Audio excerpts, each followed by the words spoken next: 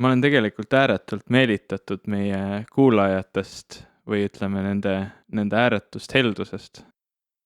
Ütle ka midagi tarka. Ma mõtlesin, et sa alustasid mingi ilusa monoloogiga, mis läheb kuidagi pikalt edasi, aga ka mina olen väga meeldivalt üllatunud, et meile tuligi kampa 12 pioneeri, kes on meie kõige esimesed patroonid ehk siis toetajad sellisel ühisrahastusplatvormil nagu Patreon. Aitäh teile, et te meisse usute ja et te aitate meil seda saadet teha.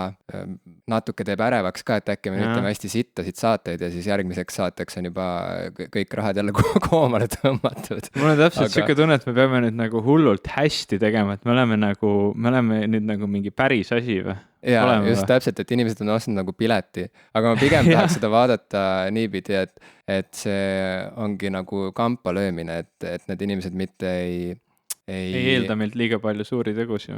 Nojah, et see nagu kokkuvõttes ju see ei peaks mõjuma nagu mingi survestusinstrumendina see toetus, vaid just kuidagi nagu mingi julgustava sellise žestina, et tehke edasi ja tehke veel rohkem ja paremini, et tehke, mida te tahate teha ja tehke seda nii, nagu te tahate seda teha, et täpselt nii me teemegi. Edasi kavatseme teha, võimalikult vähe kramplikult ja ühesõnaga, näis, mis saab. See on nagu ka meie jaoks esmakordne asi, mida proovida ja üleüldse Eestis on nii vähe podcast'e ja nendest podcast'idest ainult üks on praegu Patreonis, need oleme meie popkulturistid, nii et see on igatpidi selline suur eksperiment. Aitäh, et te olete meiega ja vaatame, kuhu me jõuame niimoodi kindlasti kaugele.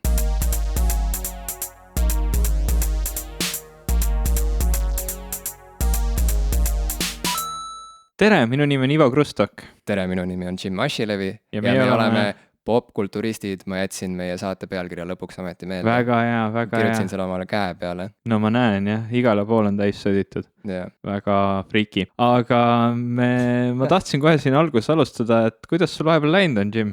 Mul on vahepeal nagu mingi tohutu siuke keskendumisharjutus olnud. Mu elu on üks suur keskendumisharjutus, on nagu kuidagi siuke 50 eri teema vahel žongleerimine ja mitmes eri linnas ühe päeva jooksul viibimine, et see kõik kokku on natuke siuke pead pööritama ajav, aga samas mulle meeldib see, et me siin popkulturistide stuudios 2 korda kuus kohtume, et see on natukene nagu mingi siuke pidepunkt või siuke verstapost, et jälle on möödas 2 nädalat ja noh, et ühesõnaga, et nüüd on aeg siis nagu läbi mõelda, et kas me üldse midagi vahepeal teada olen saanud popkultuuri ja tehnoloogia kohta. Kas su keskendumine on paremaks ka läinud kogu selle harjutamise juures? Jaa, on ikka, selles mõttes, et see nagu vist ongi 2 varianti, et kas on täielik siuke meltdown ja pea läheb umbe või siis sa nagu kohaned ja tekitad pähe mingisuguseid siukseid toimivaid infotunneleid, mis omavahel sõlme ei lähe, et sa nagu suudad hüpata ühe teema pealt teisele ja ühe kohustuse pealt teisele. Ühesõnaga noore isana ja mitmekülgse nagu askeldajana. Ütleme askeldajana lihtsalt, kohati ma ei tea, kas ma olen inimene või mis asi ma olen. Et see on nagu, ütleme, arendav. See askeldamine on arendav lapse kõrvalt. Väga hea. Kuidas sul läinud on, Ivo? Ma olen puhanud nädal aega nüüd vahepeal. Pärast seda, kui ma sain popkulturistid laivi, vist oli nii või? Jah, sain laivi, siis ma olingi juba puhkamas ja väga mitte midagi ütlev puhkus on olnud seni. Aga see ongi ju parim puhkus. Jah, vist küll, et ma olen mänge mänginud ja mu vend siin tõi mulle Wii U, millega mängida vahepeal, mis on ääretult tore ja mul telekat jälle ikkagi veel ei ole, nii et ma olen seda kasutanud ainult selle nii-öelda puldina, eks ole, et siuke huvitav variant. Kujutad ette, kuidas see mäng võiks olla ja näpid seda pulti. Mul ei ole vajagi midagi suuremat seal ekraanil, seal puldil on ju see väike puldil on ekraan, ma ei teadnudki. Noh, ma mängin nagu seal peal. Tegelikult teadsin. No võt, aga tegelikult ma midagi väga tarka ei olegi teinud selle esimese puhkuse nädalaga. Olen ilmselt siis puhanud. Ma märkasin, et ühel päeval sa panid Facebooki postituse, et mul on täna vaba päev, lähen jalutama, kes tahab minuga liituda. Keegi ei liitunud. aga ütleme, aga kui avatud sa tegelikult oled, ütleme, kas toimub ka mingisugune eelselektsioon, kui sul ilmub palju kandidaate? Ma mõtlen, et kui meie popkulturistide kuulajad näiteks tahavad sinuga jalutama tulla. Ei ole vist ühtegi sellist võõrast popkulturistide kuulajat minu Facebooki listis. Ma olen Facebooki jätnud ikkagi inimestele, keda ma nagu reaalselt tunnen, aga väljaspool seda, need Snapchatid ja Instagramid ja ma olen seal päris mitu inimest, kes on mind pannud sõbraks, kes on nii-öelda kuulajad ja keda ma tegelikult otseselt ei tea. Nad tunduvad kõik ääretult toredad inimesed. Ma ei tea, miks ma ei peaks nendega jalutama minema. Mul on mitu korda nüüd selle puhkuse jooksul seda olnud, et ma olen lihtsalt läinud välja jalutama, sest keegi muga nagu Facebooki läbi kaasa ei ole tulnud ja ma saan aru ka, keskpäev, kõik on tööl, nädala sees, aga ma olen nagu juhtunud kokku päris mitme vana tuttavaga ja siis niimoodi neid tüütanud oma kohaloluga. Okei, väga värskendav on näha inimest, kes ei ole nagu nii häbelik, et ta kuidagi pelgaks põhivõõraga jalutama minekut. Ma mõtlen, et kas me... No kui ma Facebookis seda välja kiren, siis ju need inimesed on mu sõbrad, nad ei olegi võõrad. Ma ilmselt tunneksin küllaltki palju sellist ebamugavust, kui ma esimest korda peaksingi tõesti minema võõra inimesega välja, et mis sellest saab, see tundub nii ebamugav, ma ei tea, mida temaga rääkida või mis ta minust arvab või mida mina temast arvan ja kõik sellised asjad tunduvad ääretult ebameeldivad, aga ma arvan, et meil on toredad kuulajad. Ma lihtsalt mõtlen, et kas me saaksime Patreonis oma toetajatele eksklusiivse sellise... See tundub nii ääretult selline väga ebapädev pakkumine olevat. Mis mõttes ebapädev? Vägagi pädev. Et lähme Ivoga jalutama. Ma võiksingi Tallinna tuuri teha, see oleks maailma kõige igavam Tallinna tuur, sest ma ei tea mitte midagi ja ma eksin ära ilmselt. No aga mis su nagu see müügiargument siis nendele inimestele on, kes seal Facebookis näevad su postitust ja tahaksid nagu tulla jalutama? Ma ei tea, ma arvan, et see argument on nagu põhiliselt see, et nad on juba minu sõbraks saanud. Ja nad juba teavad, nagu, mida nad saavad. Nad teavad ja ilmselt sellepärast ei olnudki väga palju neid pakkujaid. Okay. Küll ma olen niimoodi vahel jalutama, ma läin niimoodi öösel, et ma lähen nüüd õue pildistama, kes tahab kaasa tulles teinud paar photoshooti. See kõlab kõhedalt, ma ütlen sulle ausalt. Selles mõttes, et ei... Jällegi need inimesed juba on mu sõbrad, et nad ilmselt teavad, mida oodata. Aga ma kujutan ette, et see võib, et lähme pimedas õue, ma tahan pildistada natuke, et see kõlab nagu kurja kuulutavalt. Aga see võiks küll toimida nagu julgematele Patreoni toetajatele sellise nagu kutsuva, kuidas ma siis ütlen, auhinnana või? Pildistamine Ivoga või? Jah, öine pildistamine Ivoga. Ja see läheb, auhinnana see kõlab ikkagi juba väga kõhedalt. Mul on siuke tunne. Aga kas puhkusel oled videomänge ka jõudnud mängida? Jaa, natuke olen. Vähem kui ma tegelikult plaanisin või kui ma tegelikult tahaks. Mul on alati siuke pidev kaklus endaga, et ühest küljest ma tahaksin olla nagu tõsisem videomängur või arvutimängur, kui ma tegelikult olen. Et mul tundub, et mul puudub selline püsivus, et tõesti istuda maha ja veeta tunde ühe mänguga, et mul need keskmised mängusessioonid lähevad sinna 20-30 minuti juurde ja siis ma ütlen, et okei, et las ta läheb ja proovime pärast uuesti. Et mul seal Steam'i, et ma põhiliselt mängin ikkagi arvutiga, et mul on seal Steam'is vist mitusada mängu, millest ma vaid üksikuid olen mänginud rohkem kui paar tundi ja neidki niimoodi neid, mida ma läbi teinud olen, neid on ikka väga vähe. Kuule, aga sellisele puhkuse moodile sobilikult ja natukene võttes siis eeskuju sellest eelmises saates nagu õhku naljast, et teeme videomängude või arvutimängude saate. Teemegi siis nüüd? Teeme jah, ma arvan küll, et selleks on õige aeg.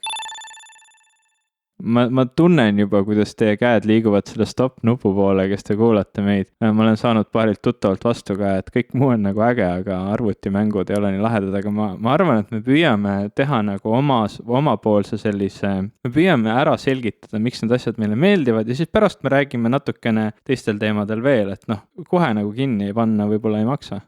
Ja ma ütles ka, et see on nagu naljakas, on jälgida seda vastukaja, mida me saame pärast iga osa ilmumist.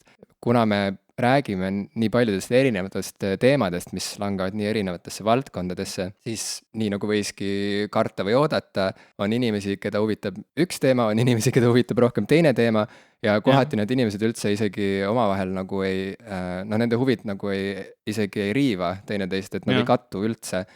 Nii et mõnes mõttes kui me nüüd tahaksime väga pabistama hakata, siis peakski hakkama tegema lihtsalt erisaateid igal erineval teemal, aga samas jäädes truuks nagu iseenda südamekutsele, me ikkagi teeme, mis me tahame ja sellepärast, et sul on puhkus ja sellepärast, et me armastame videomängukultuuri, me täna lähemegi siis süvitsi sellesse, et mis asi see kõik ikkagi on, miks me lapsepõlvest saadik mängime, mida need mängud meile tähendavad ja mida see üldse elu kohta ütleb. Miks nendest üldse tasuks rääkida? Ja saate lõpus on kirss tordi peal neile, kes ikka nagu oksele hakkavad kohe, kui mainitakse mänge. Tõsistel inimestel on lõpus ka üks tõsine teema. Jah, aga räägi võib-olla natukene oma mängude kogemusest, et ma kujutan ette, et samamoodi nagu minul see ulatub sul kuhugi lapsepõlve, et millal sa nagu esimest korda selliste virtuaalsete mängudega, ma ei teagi, kas me nüüd ütleme videomängud või arvutimängud või telekamängud. Ütleme niimoodi, et kui mängime arvuti peal, siis on arvutimäng, kui on konsoolimäng, see on videomäng. Okay. Proovime niimoodi. Proovime kuidagi niimoodi. Ja kui me sassi ajame, siis... Teadlasega dialoogis olles kohe ongi enne vestluse algust kohe on vaja see mõisted ära defineerida ja kaardistada ära, et nagu leppemärgid panna paika, et mis sõnu me kasutame, mis terminoloogiat me kasutame. Mulle üldiselt meeldib seda teha küll, jah. Mul on olnud selline vestlus veel ühe väga targa inimesega Kreekas, kus ma ka üllatasin, et me ei saagi lihtsalt hakata rääkima, me peame kaardistama ära terminoloogia kõigepealt. Aga kui sa, ma ei tea, kas sa oled tähele pannud, kui sa vaatad enamus vaidlusi, siis enamus vaidlused kuidagi satuvad sellistes aukudesse tihtilugu, et üks vaidlus nagu toimub väga aktiivselt, aga üks räägib ühest asjast ja teine teisest asjast kasutades samu sõnu, nii et ma arvan, et see on üsna mõistlik on need asjad alguses kohe selgeks teha. Aga mis sa lapsepõlves mängisid või kust sa sul alguse sai? Tead, kõigepealt alustame sellest, et mul on käe peal üks arm, mis ma loodan, et ei kao ära elu lõpuni. See on juba praegu nagu üsna see on ikkagi täitsa märgatav. On märgatav, väga hea. Minu jaoks nagu on. Sest see on mul vasaku käe randme peal, jookseb diagonaalselt üle veenide. Näeb välja nagu ma oleksin tahtnud nüsida. Mitte päris 9 Inch Nails, aga kuidagi nagu 45 kraadi all või? Jah, midagi sellist, et on just kui siuke nagu lõige, aga tegelikult see on põletusarm. Okay. Ja ma olen selle armi üle väga uhke, see on mul nagu tätoveeringu asemel. Okay. Sest et ühesõnaga. Kõlab kahtlaselt. Selle armi ma sain võib-olla 6-7 aastaselt, sest et mu emal oli üks muusikust sõber, üks trummar, kes mängis ka ansamblis Mahavok. Okay. Tema nimi on Oleg ja Oleg vahel ööbis meie pool ja nad olid mu emaga nagu suured sõbrad, pällid ja siis vahel Oleg nagu oli lapsehoidjaks mulle, kui emal oli mingeid toimetusi ja keegi teine mind hoida ei saanud. Ja Oleg, lisaks sellele, et ta oli äge muusik, oli ka siuke varajane Eesti videomängumees. Ahaa, okei. Jõudsime kuidagi siia teemasse. Nii, ja Olegil oli igasuguseid seadeldisi ja mingeid masinaid, ta isegi vahel tegi selliseid konsoolimängu õhtuid Nõmme kultuurimajas ja see tehnika, mis tal oli, see olnud isegi mingi NES ega seda laadi värk, vaid see oli nagu see veel varasem tehnoloogia, kus sa panid, kus mängud olid kassettide peal ja ma ei mõtle neid kassette, mis meil kohe silme ette kangastuvad, need kollased kassetid, mida kõik mängisid, vaid reaalsed kassetid, mille pealt muidu kuulatakse muusikat. Ja need on nagu need Atari arvutid vanasti olid, et sul oli kassetilugeja, eks just ole? Täpselt.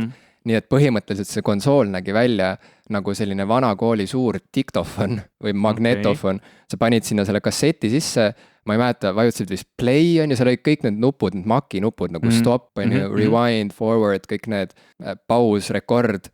Panid on ju play ja siis said hakata mängima seal mingit nagu hobuse mängu, kus sa hüppasid üle tõkete ja ühesõnaga igasugused. See oli siis nagu arvuti põhimõtteliselt? See oli nagu põhimõtteliselt siuke nagu lintkassetiga töötav arvuti, mis on nagu täiesti crazy tehnoloogia minu arust praegu tagasi mõeldes ja ma ei ole uurinud, kuidas see toimib, võib-olla sina tead, ma ei ole seda uurinud, mismoodi see asi nagu siis nagu sealt sees toimib, kuidas see mäng seal kasseti pealt sinna telerisse lõpuks täpselt jõuab või mis saab, kui see lint näiteks lõppu jõuab, nagu kas siis mäng peatub? Ei, see üldse ei toimi nii, nagu sa ette kujutad praegu, see toimib, see on hästi lihtne, selles suhtes, et... Aga et seleta mulle see ära, ma jõuan selle Olegi jutuga lõpuni ja siis palun seleta see lahti. Ühesõnaga, Oleg oli mulle lapsehoidjaks ja siis ma tema juures sain mängida neid mänge kõvasti ja Olegil miskipärast ei olnud seal korteris kütet, et oli nagu jahe ja siis ta nagu kütteelemendina kasutas elektripliiti, seda kõige tavalisemat, mille sa pistad stepslisse ja võid nagu panna seljakotti, see pisike elektripliit. Mul hakkab see arm juba nagu selgemaks saama. Ja ühel õhtul õige, et ema tuli nagu koju või tuli mulle järgi Olegi juurde ja ma olin nii elevil sellest mingist uuest mängust, mida Oleg mulle näitas. Ja siis ma ütlesin emale, et nagu mängi ka seda, sa pead seda proovima, see on kõige ägedam asi. Ja siis ema proovis seda mängida ja ma hüppasin seal laua kõrval, et mine nüüd sinna, mine tänna, kuidagi juhendasin, olin nagu super elevil. Ja siis ma kuidagi seal nagu hüppasin valesti, nii et ma nagu ei maandunud nagu maha korralikult 2 jalale, vaid kuidagi kukkusin külili. Ja niimoodi, et mul täpselt see ranne läks niimoodi sinna maas olevale elektripliidile, mis oli nagu õõguv punane. No vaat, ja siis mind viidi koju, röökisin nii, et terve Pelguranna see rajoon. Koju, mitte haiglasse? Viidi päris koju, jah, et mu vanaema medõde ja ta nagu pani mulle seda õiget vahtu kohe sinna käe peale. Ühesõnaga, sellest ajast peale mul on see arm ja vana arm, see ju teatavasti ei roosteta. Nii et põhimõtteliselt mul on nagu juba väiksest saadik on nagu nii sügav armastus selle videomängu tehnoloogia, selle kultuuri, kogu selle nagu graafika, nende erinevate esteetikate vastu. See on säilinud tänaseni ja ma uhkusega kannan seda armi, see sai alguse sellest hetkest, kui ma ütleme siis, kui mind ära märgistati selle uhke armiga, mis ütleb, et gamer for life. Mul on tunne, et sa olid siuke vastikult hüperaktiivne laps. See on nagu see pilt, mis mul nüüd sinust nagu ette tuli selle loo peale. Siuke tüütus. Ma ei hakka ennast kaitsma, aga räägi mulle parem, kuidas see kassett siis ikkagi töötab? No need olid hästi paljudel vanadel Commodore ja ka Atari arvutitel, et sul ei olnud väga palju erinevaid viise, kuidas suuri andmekoguseid salvestada ja liigutada. Arvutid tihtilugu ei tulnudki üldse kõvaketastega.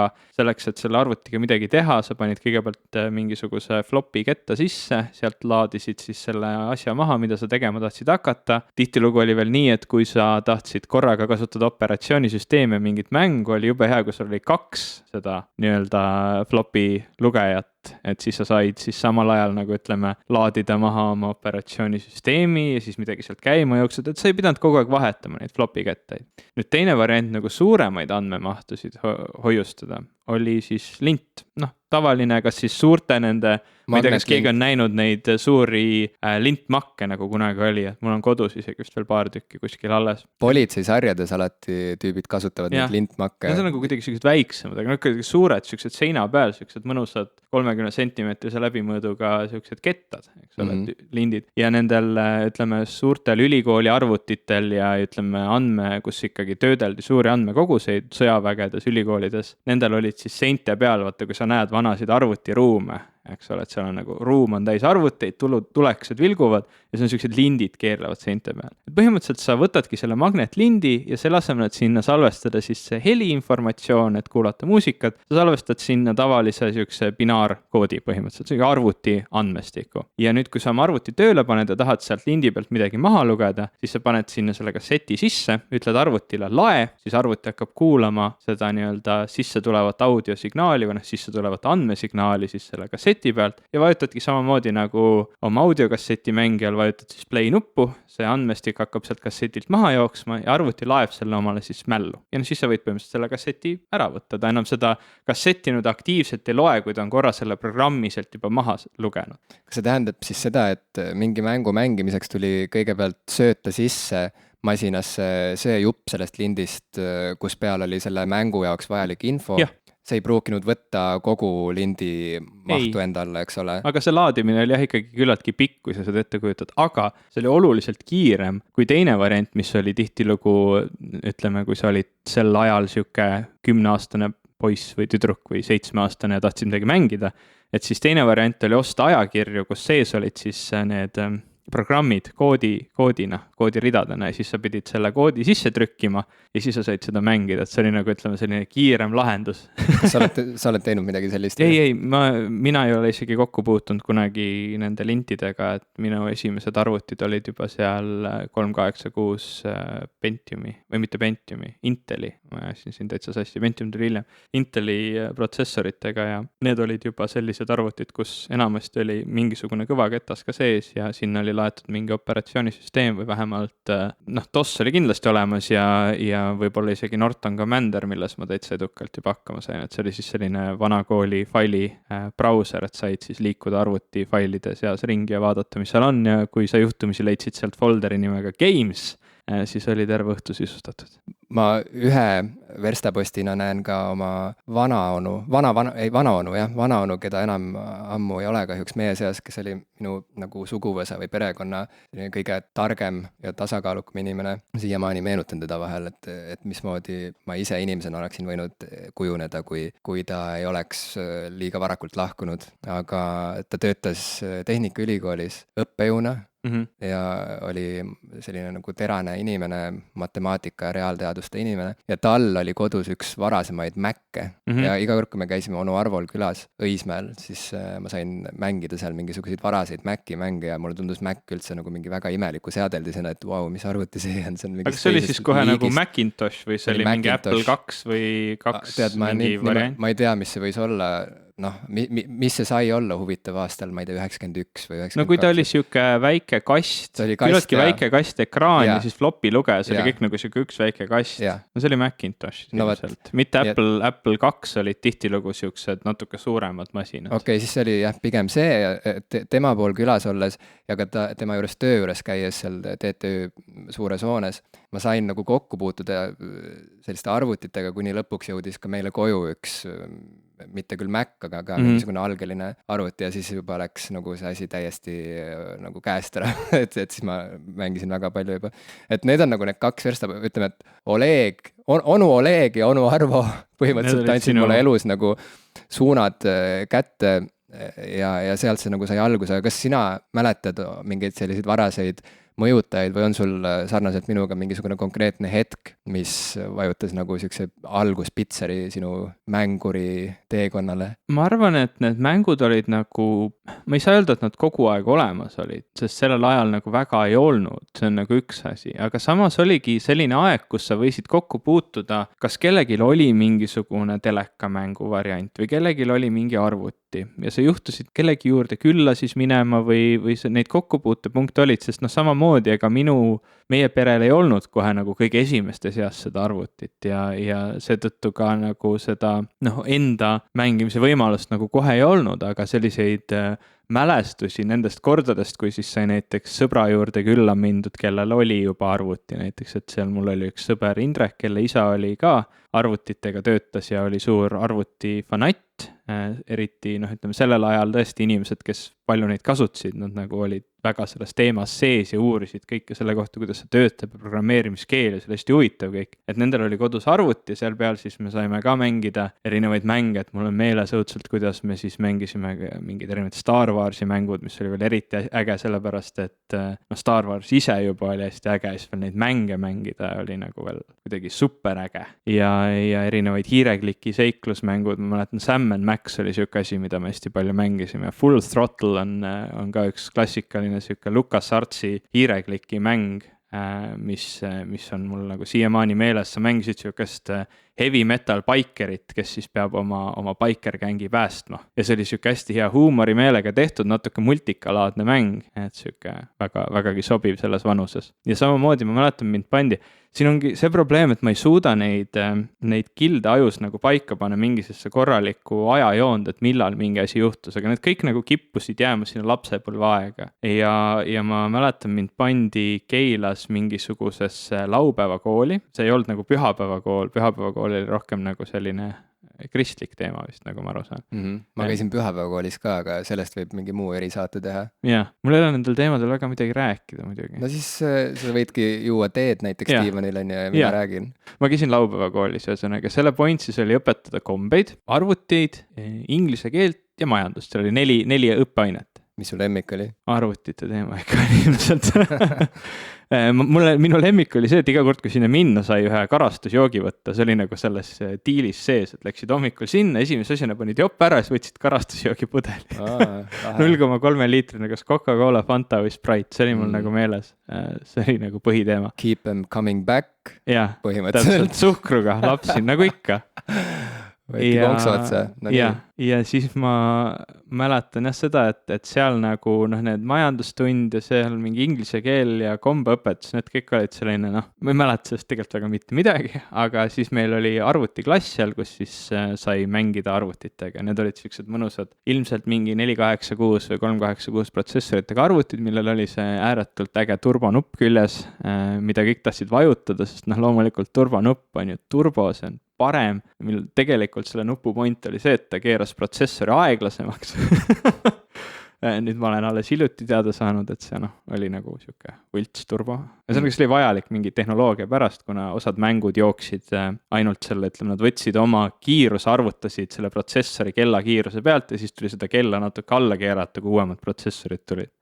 Aga jällegi see läheb nüüd natuke liiga detailidesse. Ja mäletan hästi palju neid kilde siis nendest erinevatest kohtades mängimistest, kuni lõpuks siis meie perre kaostati esimene arvuti, mis selleks hetkeks oli siis juba Windows 95 arvuti, ei olnud enam vaja mässata DOS-iga ja Norton Commanderiga või mingite Windows 3 punkti erinevate versioonidega, et siis see oligi see juba nagu Windows, nagu me teda kõik enam-vähem teame, startnupp on olemas, mingisugused mängud seal siis olid ja nii see mängimine hakkas ja ma mäletan, et siis ma ikka mängisin kõvasti rohkem kui nüüd, et see oligi nagu sihuke, ma ei tea, see oligi nagu ju normaalne asi, mida teha.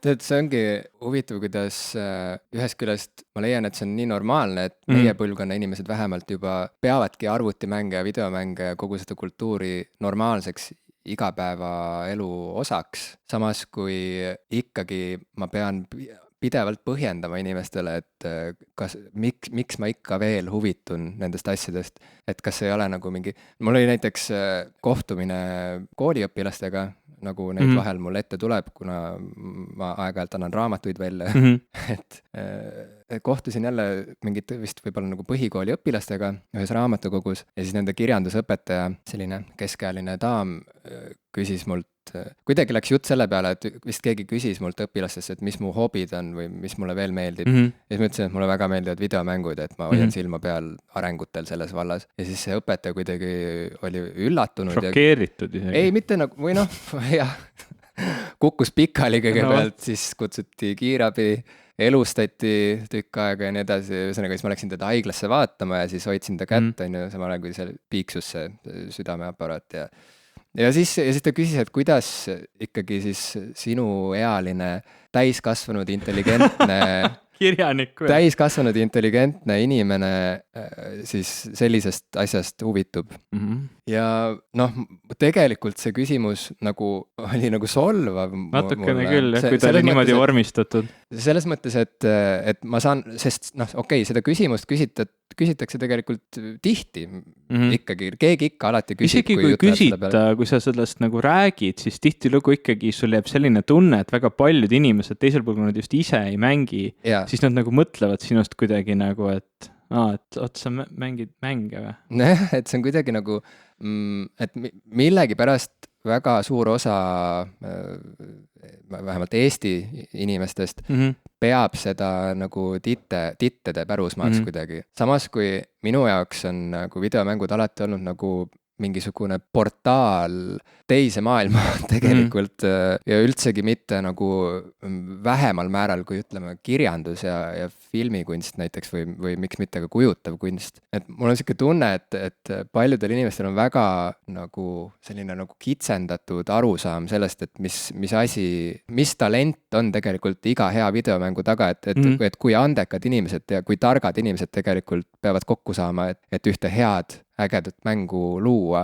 Need on inimesed, kes oskavad ülihästi joonistada, nad tunnevad kompositsiooni, nad tunnevad nii värvi kui ka ütleme nagu sellist nagu objektide nagu kompositsiooni, eks neil on mingisugune eriti arenenud ruumitaju, nad tunnevad ilmselt graafilist disaini, arhitektuuri, nad teavad kunstist, nad peavad teadma kunstist nii ühte kui teist, et orienteeruda selles sellises nagu esteetikate maailmades või registrites. Seal peavad olema väga helged pead programmeerimises, matemaatikas, füüsikas. Ühesõnaga hästi nagu andekad ja terased inimesed on iga hea videomängu taga tegelikult. Ja võtta seda asja lihtsalt niimoodi, et see on mingisugune nagu tittede ajaviide on lihtsalt kuidagi nagu see on ebapädev. See arvamus, et justkui arvutimänge või videomänge mängivad peamiselt poisid, kes on, ütleme, teismelised. Et see on nagu selline üldarusaam. Nagu kolmelised õpilased, nagu kes ei... Võt seda ma ei tea, aga üldiselt ikkagi kiputakse seda nagu poiste peale panema, just nagu noored poisid, eks ole. Mis tegelikult statistiliselt võttes ei ole üldse tõsi, umbes pooled mängurid on naissoost, nagu võiks eeldadagi. Teine pool on see, et meie sinuga oleme praegu täpselt sellises vanuses, mis on statistiliselt kõige suurem mängurite nagu grupp. Ja meie ei ole isegi mitte selle vanuse lõpus, vaid me oleme pigem selle vanuse nii-öelda alguspiiris, et see lõpeb seal kuskil, mida 30ndate lõpus on see, et kus see nii-öelda see grupp, see kõige kõvem mängurite grupp nagu praegu läbiseb ja see pidevalt vananeb, sest tegelikult nagu sa ütlesidki, me oleme see põlvkond, kelle jaoks see ongi nagu normaalsus või kes kasvasid üles Nintendode ja muude selliste asjadega, nende mängudega ja nemad ju pidevalt vananevad ja kas ei tähenda, et nad tahaksid ju oma hobisid hüljata? No just täpselt, sest et tähendab see, mida mäng inimesega teeb, üks hea mäng, see on võrreldav selle esteetilise kogemusega, mida inimene võib saada näiteks Louvre'i külastades. Või raamatust või filmist. Jah, et see oleneb mängust, et mis seal on ja et mis seal toimub ja kuidas see kõik üldse nagu välja näeb või mis helid seal on ja kõik, et kuidas see maailm kokku on pandud. Aga see on just nimelt selline nagu maailmade külastamine ja selles mõttes on see on alati olnud kuidagi nagu oluline hetk üles kasvades, kui keegi mu sõber või tuttav on lubanud mind nagu oma arvuti taha mängima, on näiteks kutsunud mind külla ja siis me koos mängime tema konsooliga või tema arvutiga. See on alati olnud, see on nagu, kui tõmmata mingisugune siuke paralleel ajaloost või eelajaloost, siis see peaaegu, et võrdub mu jaoks sellega, et üks koopa inimene kutsub teise nagu oma lõkkäärde ja siis nad jagavad seda ühte lihatükki, et kuidagi, see on nagu, et ma ei tea, iga inimese suhe oma arvuti või konsooliga on selline nagu omamoodi selline nagu mull või mingisugune siuke nagu, ma ei oskagi öelda, see on siuke nagu privaatala ja kui keegi usaldab sind piisavalt, et ta kutsub sind liituma endaga, et ta kutsub sind korraks oma sinna mulli. Ma ei tea, mul on nagu eredalt meeles mingisugused hetked, nagu kus keegi on ootamatult mind kutsunud endale niimoodi külla ja siis on jaganud minuga mingit mängu, mida ma varem pole kogenud, mingi see aeg, kui ma esimest korda Mortal Kombatit näiteks mängisin või see aeg, kui ma mängisin esimest korda kuskil oma suvila nagu selle piirkonna, ühesõnaga oma suvila naabri juures mängisin Tomb Raiderit esimest korda, kui ma selle kõige esimest Tomb Raiderit esimest korda elus nägin, kui Lara Croft esimest korda jooksis seal koopas ja ma ei olnud sellist graafikat ja sellist sügavust ja perspektiivi ja neid tunneleid ja asju nagu näin. Sellist maailma. Täitsa persees nagu, kuhu sa mind tõid, mul oli siuke tunne, kuhu sa mind tõid nagu ja see oli siuke tänutunne ja siuke tohutu elevuse tunne ja et selline nagu uue maailma külastamise elevus on säilinud siiani tegelikult mu jaoks nagu parimaid mänge mängides ja see ei ole väike asi, see ei ole mingisugune See sotsiaalne pool on nii huvitav aspekt praegu, sellepärast, et mul on ääretult kahju, et ma ei ole seda väga palju üldse viimasel ajal kogeda saanud. Praegu tundub see nagu mitmikmängimine tihtilugu olevat seotud just konsoolidega, et sa saadki nagu sõpradega maha istuda ühe suure teleka taha, mängida neid mänge koos. Või siis nüüd on ta pigem nagu võrku kolinud, et sa mängid üle võrgu sõpradega koos, et mul on isegi natuke kahju, et ei ole vähemalt minul väga palju ette tulnud seda, et ma saaksingi nagu sõbrale külla minna või ise kedagi külla kutsuda ja koos mängida, sest minu arvuti taga kuidagi ikka saaks nagu kahekesi mängida, aga see ei ole just selline ideaalne kogemus, kui just teine inimene ise võib-olla oma mingit Xboxi pulti kaasa ei võta ja siis me leiame mingi siukse mängu, mida saab ja ütleme, ta on rohkem jändamist, ta ei ole selline lihtne, et tule istume maha, hakkame mängima kogemus. Enne kui konsoolid ja arvutimängud läksid online, enne seda oli nagu rohkem põhjust või seda survet. Ühe klaviatuuri taha nagu, ma just mäletan kaklusmänge vennaga mängida, me olime nooremad siis, et üks oli nagu ühel pool klaviatuuri, teine teisel pool. Nagu mängis klaverit kahekesi. Ma mäletan, kui vend kaotas, siis ta pani mulle rusikaga nagu päriselus kõrvalt.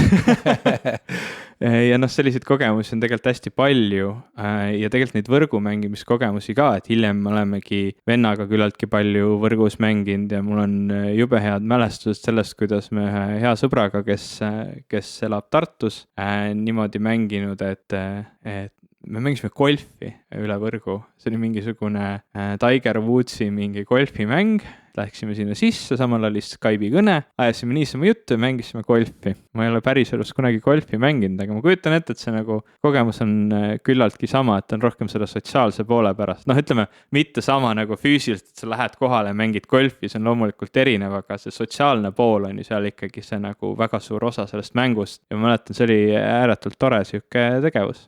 Rääkides sellest vanuse teemast veel, mulle meenub, et mul oli üks klassivend, kellega ma siiani suhtlen, kelle isa mängis arvutimänge ja videomänge ja noh, kui PlayStation 1 tuli näiteks välja, siis ta isa kohe hankis PlayStation 1 ja hankis mingi hunniku piraatmänge. Tõid nagu selle elutoa laua peal virnas, ma ei tea, kust ta neid hankis, aga igal juhul ta tegi seda ja see hämmastas mind hämmastas, et kellelgi on isa, kes nagu huvitub sellistest asjadest ja kes tegeleb sellega, et hankida koju mingisuguseid nagu mänge, mingeid konsoole, panna arvutile mingi parem videokaart. See tundus mulle täiesti arusaamatu, sest et ma ei olnud harjunud, et vanemad inimesed niimoodi teevad, et nad nagu mõtlevad üldse sellistest asjadest. Siis olin mina nagu selles mõttemallis kinni, et okei, see on pigem nagu minu vanuste, ma ei tea, 10-aastaste teema, on ju. 10-aastased mõtlevadki nii üldiselt, no, nagu midagi väga. Aga see on nagu, ühesõnaga, see avaldas mulle suurt muljet, ma mõtlesin, et see on tohutult äge, et ma nüüd näen nagu ühte täiskasvanud, kes on nagu cool. See tuletab mulle meelde väga laheda loo, ma korras ju vahele räägin, et mul on nagu mälupilt sellest, meil ükskord oli kodus üks telekamäng, mida seda ei juhtunud tihti, aga me olime kuskilt laenanud mingi telekamängu ja ma mäletan, see on ainuke kord, kui mu isa on mänginud nagu mänge ja see oligi täpselt niimoodi, et hommikul ärkad üles, tuled alla ja vaatad, isa on varem hommikul üles ärganud selleks, et mängida telekas Bombermani. See Bomberman oli ainuke mäng, mida ta mängis ja see oligi nagu täpselt nii, et ta ärkas hommikul natuke varem üles, et siis nagu mängida. Enne kui meie ärkasime, siis natuke telekamängu, see oli minu arust ääretult lahe. Väga lahe. Noh, et ongi, aga eks ole ju, et nagu sellised täiskasvanud, kes tegelikult päriselt viitsisid ja nagu huvitusid, neid oli ju ülivähe. Oli küll, jah. Ja ma olen nagu eeldanud kuidagi, et neid ju peaks praeguseks olema rohkem, aga nüüd, kui ma olen ise kohtunud mõningate nagu nooremate inimestega või lastega, kes on avastanud, et mina mängin videomänge ja arvutimänge, siis mind on pannud üllatama see, et nemad on üllatunud, et minu vanune inimene selliste asjadega tegeleb. Et jällegi, ma ei tea siis, kas nemad on mingis oma nagu mallis kinni või see on endiselt kuidagi, et see tundub mulle nagu kummaline, sest et mulle tundub see hästi normaalne, et ma olen kujunenud selliseks inimeseks, kes nagu endiselt selle kõigega tegeleb ja et see võis olla varem kuidagi nagu haruldasem, aga kuidas ikkagi nii on, et miks nad nagu üllatuvad või kas siis ikkagi ma kujutan ette, et neid või inimesed lõpetavad mängimise, kui nad lapsed saavad või nagu mis teema on?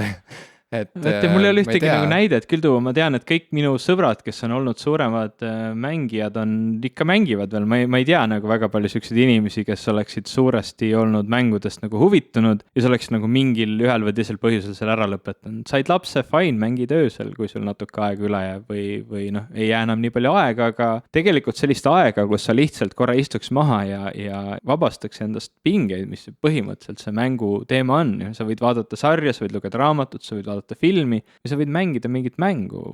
Sellist aega ju tegelikult inimestel on, inimesed loevad, inimesed vaatavad filme, tihtilugu räägitakse, me käisime nädalavahetusel kinos või vaatasime pühapäeval 3 filmi järjest, sest noh, väljas sadas vihma, no samasti sa võiksid ju siis mängida. Aga ma küsin sult nüüd niimoodi, kuidas sina seletaksid lahti selle asja või selle imeliku nagu fenomen on palju öeldud, aga mis sa arvad, nagu miks see nii on, et seda hullult nagu kiidetakse ja ühesõnaga, kui inimene loeb raamatuid, siis talle nagu patsutatakse õlale ja tehakse pai ja öeldakse, et tubli oled. Ja kui ta nagu mängib mänge, siis vaadatakse viltu ja öeldakse, et võta ükskord raamat ka kätte. Ma kuidagi tajun, et need on nagu mingite ajaviite võimaluste valikust nagu need 2 äärmust mõnes mõttes ja seal keskel kuskil on ka sport ja nii edasi. Ühesõnaga, miks see nii on, et nagu mängude mängimise harjumust kiputakse halvustama ja ütleme nagu lugemist kiitma. Ma arvan, et sellest tulenes ka selle õpetaja küsimus mulle.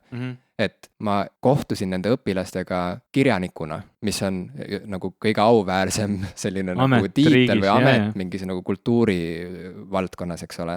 Et järelikult Noor see inimene... kirjanik, inimene, kes oma noorust kulutab kirjutamisega. No ongi, et inimene, kes süveneb, kes Jah. mõtleb surma peale iga päev, mõtleb elu mõtte peale Kõik iga päev. kirjanikud mõtlevad surma peale iga päev. Kindlasti, Okei. sa ei saa olla kirjanik, kui sa ei mõtle surma peale iga päev. Mu- Jim Ashilevi kirjanike workshop coming up Punkt 1. oktoobris, punkt 1, esimene tund. Minu jaoks on see kergelt üllatav olnud, et kõik inimesed ei mõtle kogu aeg surma peale. Võib-olla must saaks kirjanik, aga ma kahtlen seda. Ma arvan, et sinu sees on peidus üks väike ja tubli kirjanik. Aga sellele küsimusele mõeldes see on hästi mitmekihiline asi.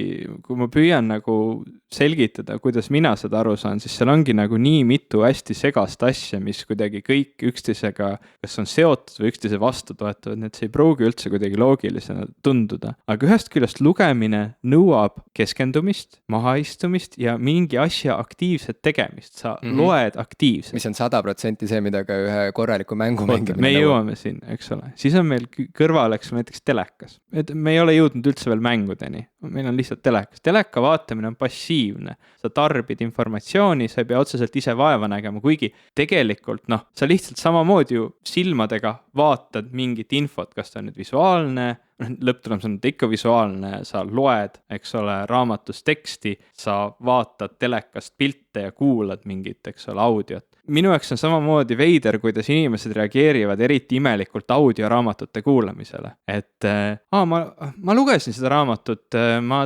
kuulasin eelmine nädal selle Audible'ist läbi ja teine inimene vaatab selle peale, et ma lugesin päriselt. Nagu seal oleks mingisugune vahe, eks ole, et sina nüüd nõuad mingit medalit selle eest, et sa nüüd istusid maha ja lugesid seda raamatust kirjalikult versus see, et see inimene tarbis täpselt selle sama informatsiooni, tegelikult veel lisainformatsiooni, kuna see oli ette kantud mingil viisil, ta sai seal mingi teise dimensiooni veel juurde, lihtsalt see on selle meediumi nagu osa, et ta nüüd, eks ole, see on nagu kehvem, et ta kuulas seda. See on päris õudne, et sul on sõpru või tuttavaid, kes nõuavad medaleid raamatute lugemise eest. Aga sellest teine kord. selline kujundlik kõne. Aga siin ongi nagu need mitu tahku, et inimesed kuidagi eristavad seda, et on nagu teleka vaatamine on nagu laisem tegevus kui lugemine ja nüüd ütleme mängimine on veel nagu kuidagi sihukesem lapselikum tegevus kui teleka vaatamine, kuigi mängimine nõuab suuremat keskendumist, suuremat tegutsemist, osavust ja tihtilugu ka intelligentsust kui nii teleka vaatamine kui lugemine. Lugemine vajab seda, et sa oskad lugeda, mängimine vajab väga palju erinevaid oskusi olenevalt mängust. Ja see ongi nagu väga huvitav, kuidas siis ühest küljest nagu ta on rohkem tegevust kui teleka vaatamine, samas teda peetakse kuidagi totakamaks tegevuseks kui teleka vaatamine. Kuigi teleka vaatamist ühiskonnas ka kuidagi nagu, see on nagu siuke nii ja naa asi, ta on nagu siuke guilty pleasure või kuidagi. Nagu telerist tuleb igasugu asju ja inimesed on harjunud sellega, et kultuurne inimene, ütleme doktorikraadiga inimene leiab ka telerist vajaduse korral. Vaatad õhtul Meet näiteks, et see on nagu okei, aga kui sa vaatad, ma ei tea, mida doktorikraadiga inimene ei tohi vaadata, ma ei ole seda memo kätte saanud veel, aga ma ei tea, Santa Barbarat või Santa Barbara ei käi enam telekast. Oota, aga esiteks Santa Barbara, sa otsisid näidet, mida doktorikraadiga inimene ei peaks vaatama. Santa Barbara, ja see on see, mis ju praegu jookseb televiisoris. See on see, mida kõik vaatavad praegu. See ja Metsikroos. Paistab, et sa oled hästi kursis sellega, mis tänapäeval nagu telekas näidatakse. Padjaklubi. Okei, Padjaklubi. Okei, ma nägin just Facebookis oli, keegi postitas mingi Padjaklubi hooaja apsud. Siis ma tahtsin vaadata, mis saade see on ja ma sain ainult saate apse vaadata, ma ei saanud seda saadet ennast vaadata, aga see on mingi TV3 Play enda probleem. Ühesõnaga. Padjaklubi ei ole üldse kõige hullem ja seal mängib mu sõber, nii et ole ettevaatlik. Ma ei ole seda kordagi näinud. Fakt, et sa ütled mulle, et see ei ole kõige hullem, tekitab mus veel suuremat huvi seda näha ja ma jällegi ei saa seda TV3 Play ju sealt vaadata või parandagi. Ma ei tea, anyway. Me kujutame ette mingi kõige rõvedam, mõttetum saade ajaraisk on siis seal teises äärmuses. Inimesed nagu, vaata see mäng selle juures on see, mis minu jaoks nagu arvatavasti selle asja kuidagi paigast ära keerab väga paljude jaoks, sest mängimine on selline asi, mida kujutatakse ette, et lapsed teevad. Kuigi tegelikkuses mäng on nagu ideaalne õppevorm. Me nagu õpime asju läbi mängu tihtilugu elu lõpuni ja see on ka üks mõjusamaid viis asju tegelikult õppida on läbi mängu. Ja üleüldse mäng käibki inimsuhtluse juurde. Jah, inimkultuuri, see on, noh, inimese kui looma, tegelikult väga paljud loomad mängivad selleks, et õppida. just täpselt. Ja meil on sihuke kultuuriline võib-olla taak sellel sõnal küljes, et mäng on laste teema.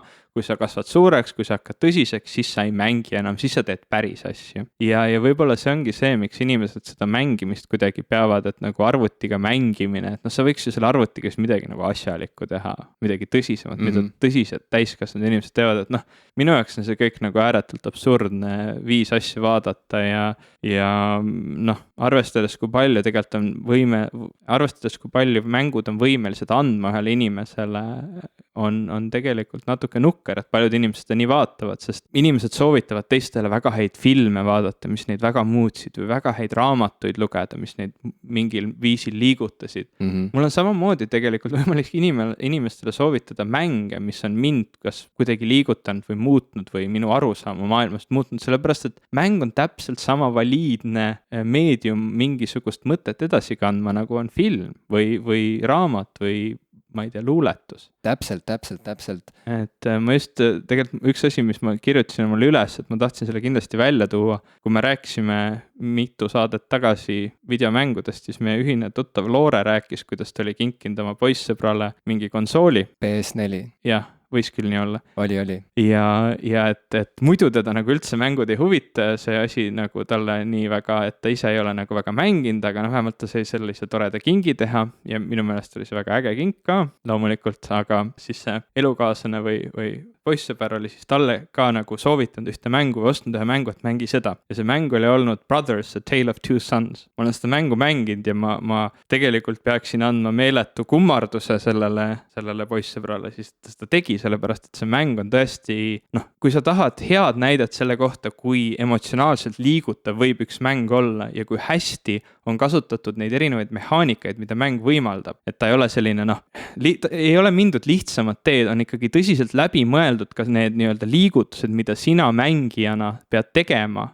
Ja see kõik kuidagi seostub selle tegevusega, mis seal mängus toimub, see seostub selle looga, see seostub nende raskemate, kergemate kohtadega ja see mäng on, noh, ütleme see lugu, ma ei taha ära rikkuda väga palju, seal on hästi palju asju, mida saab ära rikkuda, aga see põhimõtteliselt räägib 2 vennast, kes siis peavad minema oma isa aitamiseks ühele rännakule ja siis erinevaid asju selle rännaku jooksul juhtub ja see tõesti siuke mäng, mul ei ole varem olnud tegelikult väga mõned üksikud filmid, mõni üksik raamat võib-olla ja siis see mäng, mis on tegelikult mind peaaegu nutma pannud neid nagu kogedes. Et neid ei ole väga palju olnud ja see kindlasti on üks nendest. Et see on selline asi, mida ma soovitan inimestel proovida. Kahjuks on ta mõistlikum mängida puldiga. Et noh, ta on arvutimäng, ilmselt mina mängisin teda arvutil, aga ta on vist ka mingitel konsoolidel olemas. Ja teda on vaja mängida selle konsoolipuldiga, kus on need, ma ei tea, joystickud või sõrmede all. Et rõõmupulgad. Jah, et neid on vaja. Rõõmupulkasid on vaja, okei. No aga ma usun, et kui juba mäng on olemas, küll need rõõmupulgad ka siis juba välja ilmuvad, neid ei ole raske hankida. Ei ole. Aga mina ei ole kunagi ühtegi mängu mängides nutnud. Ma olen väga suurt rõõmu tundnud ja ma olen tundnud väga suurt hirmu, sest üks mu lemmik žanreid tegelikult on survival horror, mis enne kui me salvestama hakkasime, siis sa vist mängisid ka ühte seda tüüpi mängu, ma nägin, et ekslasid kuskil lumistes Kanada metsades ja The Long Dark oli selle mängu nimi, ma olen seda, see on üks siuke, ta ei ole väga vana mäng, aga ma olen seda küllaltki palju mänginud.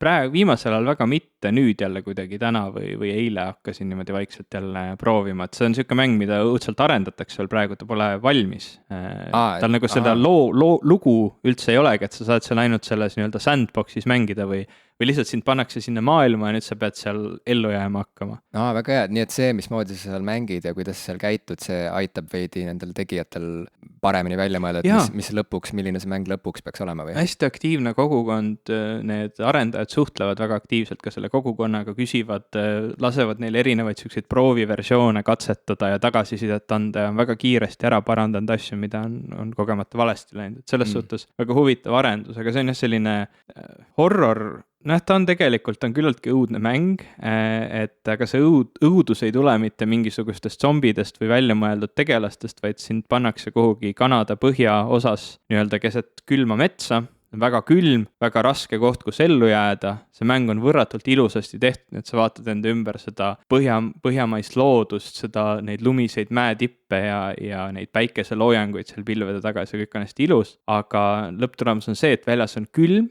sa pead oma riideid korras hoidma, sest ütleme, ekslemine... Mäng, kus sa saad oma pesu pesta. Pesu pesta ei saa, aga sa pead õmblema oma riietele auke kinni ja niimoodi, et sa pead riided korras hoidma, tööriistad korras hoidma, kõik kulub mängu jooksul, toit läheb halvemaks ajapikku. See kõlab küll õudselt, Ivo. Ja mis selle mängu väga õudseks teeb, on see, et seal on hundid, kes sind tahavad tihtilugu sulle kallale tungida.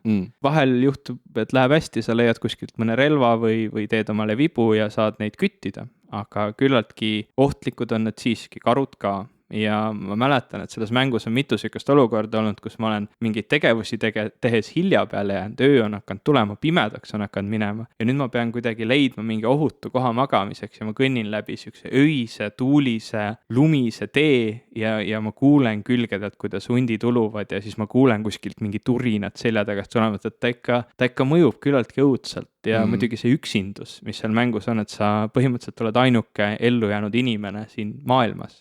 Et see, ta ikka mõjub, ta on siuke huvitav mäng, huvitav eksperiment. Tal seda lugu veel ei ole tulnud, aga juba see niisama siuke ellujäämis liivakast on ta nagu huvitav. Natuke meie juttu tagasi kerides ja rääkides sellest mängu elemendist või mängust kui sellisest. See on väga lahe, et sa sellise seose välja tõid. Ma ei ole selle peale vist niipidi mõelnud, aga ma usun, et küllap see umbes nii ongi et mäng või mängimine on midagi kerglast või seda peetakse nagu justkui lapsikuks tegevuseks ja sellepärast tegelikult mõned, ma ei tea, kas sõna konservatiivsemad inimesed, võib-olla see ei ole päris õige sõna, aga mitte, ma ei usu, et see on niimoodi, nüüd on poliitilisi spektreid. Mitte poliitiliselt ma ei mõtlegi, aga ühesõnaga, et on palju inimesi, palju lapsevanemaid, kes näiteks ei taha, et nende lapsest saaks näiteks näitleja või mis iganes,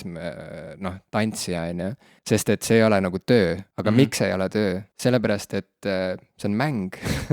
Kui sa eemaldad loomingust mängu elemendi, siis ei olegi olemas sellist asja nagu kultuur enam. Nii et tegelikult on nagu naljakas, et ühest küljest on jube nagu väärikas võtta kätte Tammsaare kogutud teosed, istuda maha, võtta kõik need materjalid läbi, eks ole, mõelda selle peale. Ma ei mõtle seda nagu irooniliselt, et ma arvan, et tegelikult ongi nagu see on üks paremaid asju, mida sa elu jooksul saad teha, on võtta kõik Tammsaare teosed läbi ja mõelda selle peale.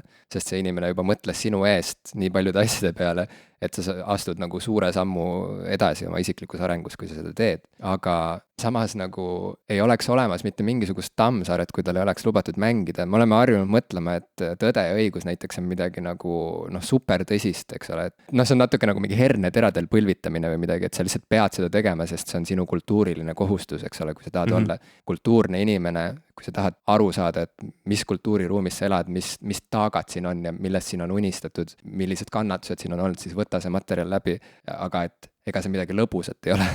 Nagu me unustame ära, et tegelikult nagu kirjandus on alati mäng, see on mäng fantaasiaga, mäluga, kultuuriga, tähendustega. Kirjanik mängib oma tegelastega. Ta kehastub ümber, ta kirjutab vahepeal nagu naine, ta kirjutab vahepeal nagu mees, ta kirjutab vahepeal nagu laps, ta kirjutab vahepeal nagu loom. Ühesõnaga, ta hüppab ühest ajastust teise. Mis see muu on, kui mitte mäng? See on rollimäng, ütleme, nagu oma kõige puhtamal kujul või kõige tooremal kujul. Huvitav oli jälgida, kui sinu eelmine raamat välja tuli või see Kehade mets. Ikka vaatad ju, kui sõber on telekas ja nii. et kõik intervjuud liikusid sinna poole, et inimesed tahtsid sulle justkui seda tegelast seal raamatus nagu külge panna, et aga sa ju kirjutad endast ometigi. Et see oli kuidagi nii keeruline vastu võtta fakti, et kirjanik võib ju maha istuda ja lihtsalt midagi välja mõelda. Võtta mingid asjad, millele ta on mõelnud, mingid ideed, millega ta on mänginud ja need kirja panna mingi tegelase tegudeks. See ei pea tähendama ju automaatselt, et see kõik on sinu enda läbi kogetud või ilmselt see on ka, ütleme, selline meelitus kirjaniku suhtes, et kui ta nii hästi kirjutab, küllap tal peab siis ju see kogemus endal olemas olema, ta teab, kuidas kirjutada, aga lõpptulemusena ikkagi kirjanik mängib oma tegelasega, oma tegevustikuga, oma raamatuga. Väga tore, kui sa seda päriselt ka usud sest et ma olen tõesti pidanud palju põhjendama inimestele või kuidagi justkui nagu tõestama, et ma ei kirjuta üks-ühele iseendast, näiteks romaanis Kehade mets.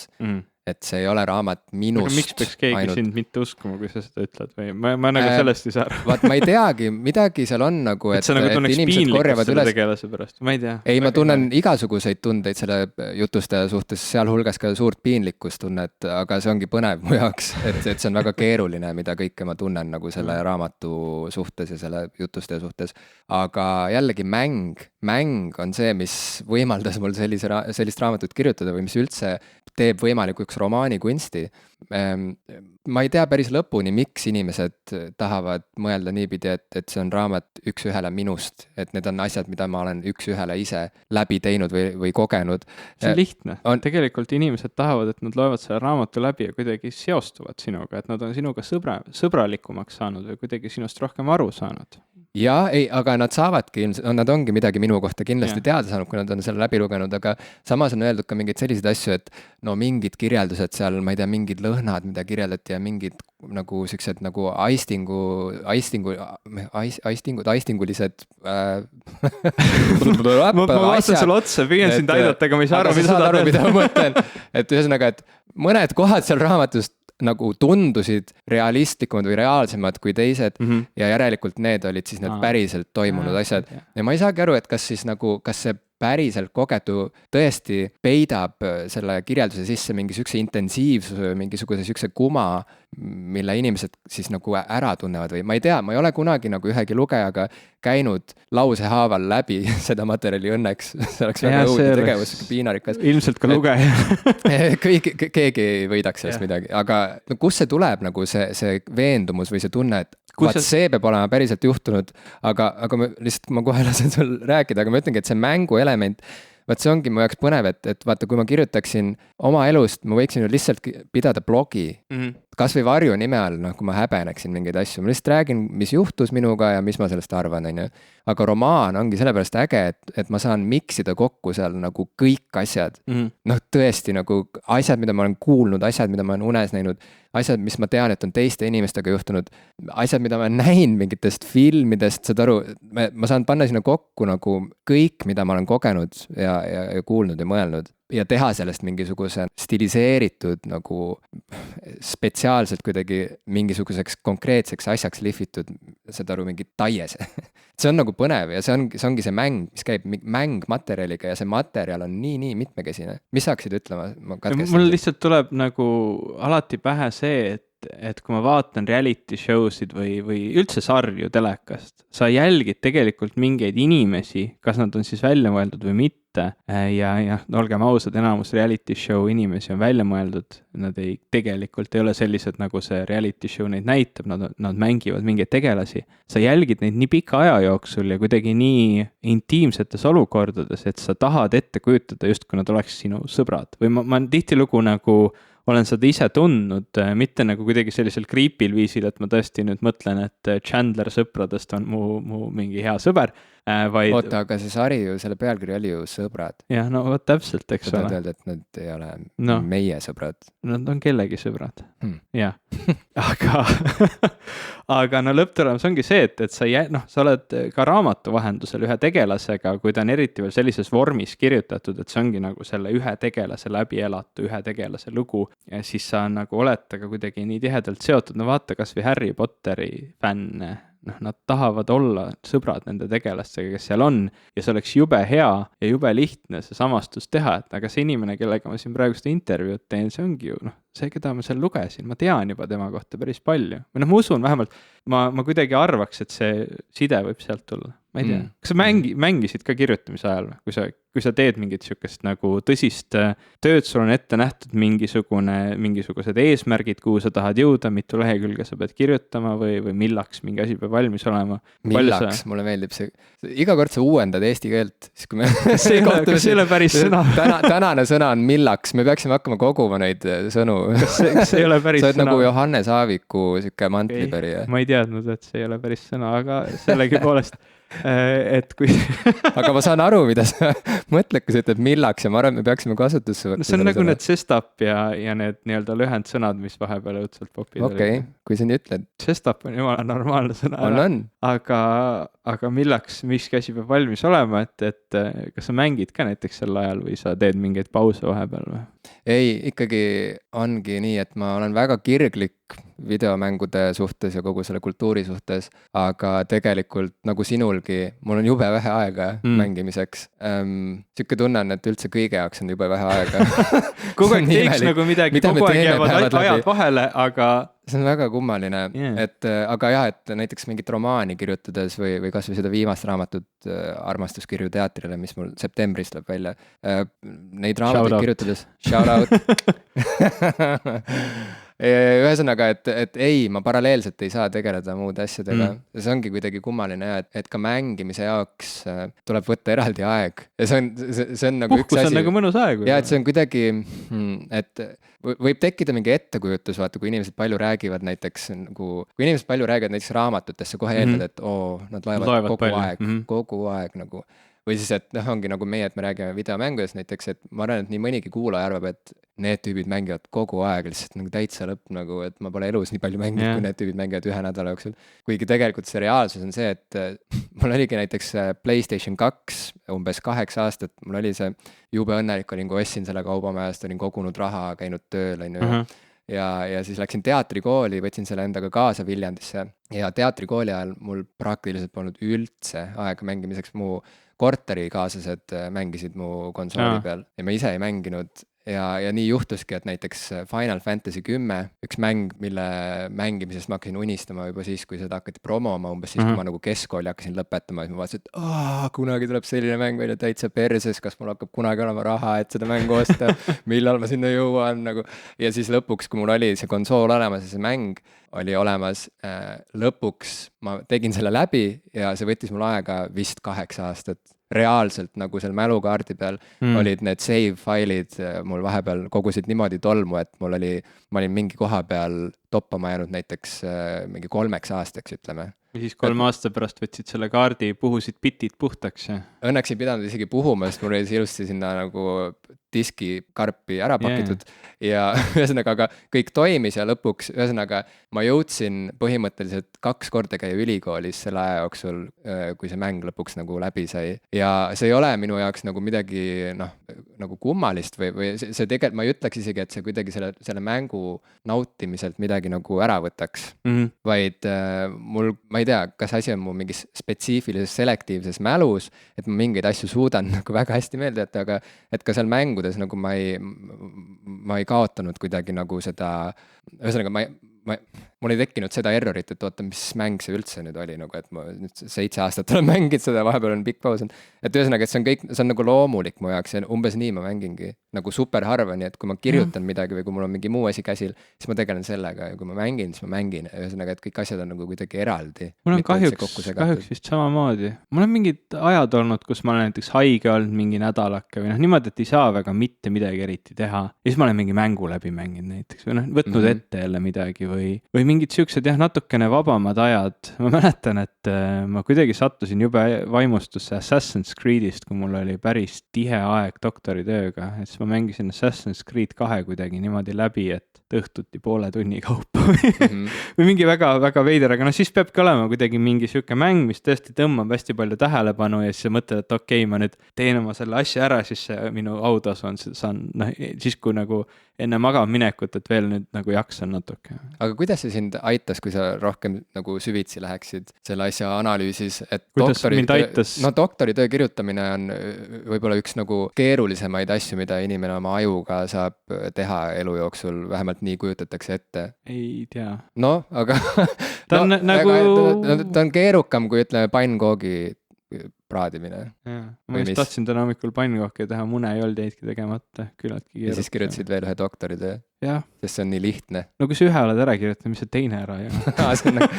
see on nagu inimesed räägivad laste saamisest. see kirjutamine ei ole keeruline, see töö, mis sa pead tegema enne seda, on keeruline. No okei, aga see ju see käib asja juurde, et kuidas inimesed, need mängupausid sind nagu, mida nad su ajuga tegid või mida see sulle nagu juurde andis, kuidas see mäng Assassin's Creed sind nagu turgutas või aitas? Ma ei tea, kas ta tegelikult nii väga tol hetkel aitaski või mis sellega oli. Ma mäletan rohkem seda, et hetkedel, kui ma tõesti olin väga stressis, siis mäng aitas mul mingile muule asjale mõelda ja nagu korra välja minna sellest asjast ja tegeleda hoopis sellistema praktilisemate probleemidega.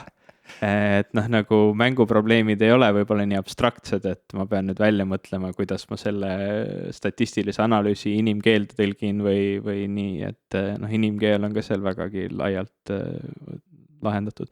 Aga jah, ta kuidagi võtab sind välja korra sellest asjast, mida sa parasjagu tegema pead, mis on kas hea või mitte, aga ta laseb sul lahendada erinevaid teistsuguseid probleeme, see aju töötab natuke teistmoodi, see võib-olla aitab ajul korra puhata nendest teistest probleemidest. Ma ütlen, et jällegi ma ei ole võib-olla kõige parem näide sellest, kuidas tegeleda sellega, et mul on mingi stressirikas tegemine poolel ja siis ma lähen vahepeal mängin mängu selleks, et seda maandada, kuigi ma avastasin, et Euro Truck Simulator, ma ei tea, kas sa oled sellest mängust kunagi kuulnud?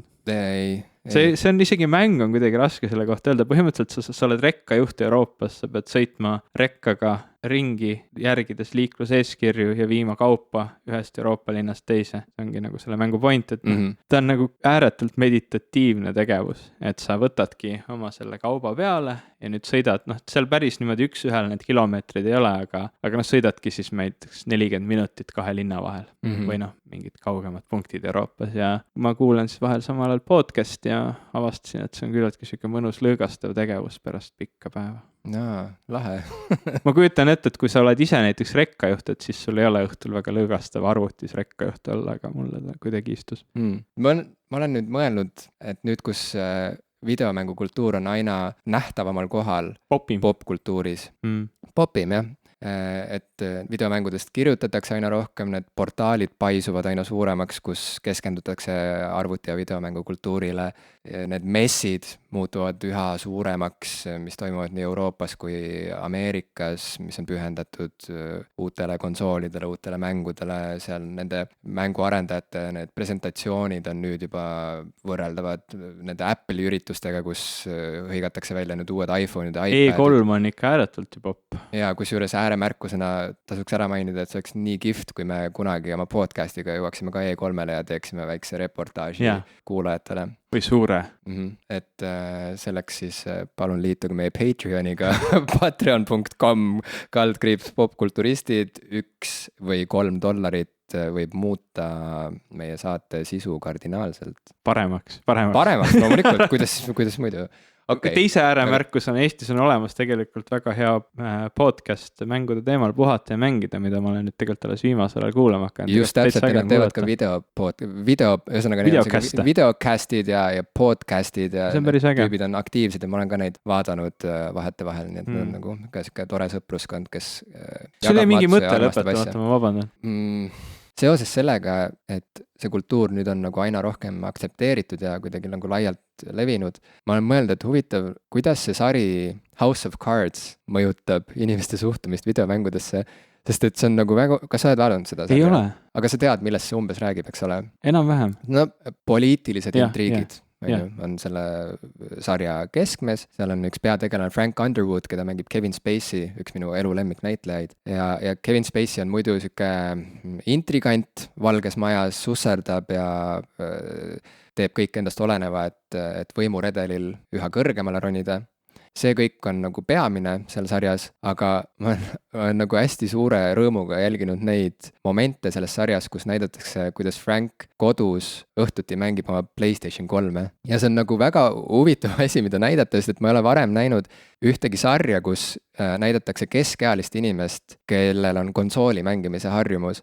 Ja esimese hooaja pealt, ma olen ainult esimest hooaega vaadanud, ma ei ole veel nagu aru saanud, et mida need sarja tegijad sellega nagu öelda tahavad selle karakteri kohta, et ta vahel seal istub ja neid sõjamänge mängib, on ju. Et ma ei ole, sest see ei ole olnud nagu mingi nii tugev nagu, need ei ole olnud nii märgilised hetked kuidagi, et ta nüüd nagu, ma ei tea, et näidataks näiteks, et ta ääretult naudib näiteks, ma ei tea, kellegi piinamist seal või midagi, mingis GTA mängus näiteks, et siis kuidagi sellega tuua välja tema peidetud jõhkrus või midagi sellist, on ju. Ei, et noh, et ta on väga jõhker tegelane, aga need videomängu hetked on kuidagi rohkem nagu niisama. Lihtsalt, et näidatakse, et mida ta kodus teeb, vahel ta teeb trenni, vahel mängib videomänge. Ma olen mõelnud, et huvitav, kas nagu siuksed väiksed asjad ka nagu muudavad vaikselt kultuuris seda, et mida peetakse nagu harilikuks aja veetmise viisiks ja mida mitte. Mulle tundub, et selline sari nagu House of Cards, mis on ju meeletult populaarne.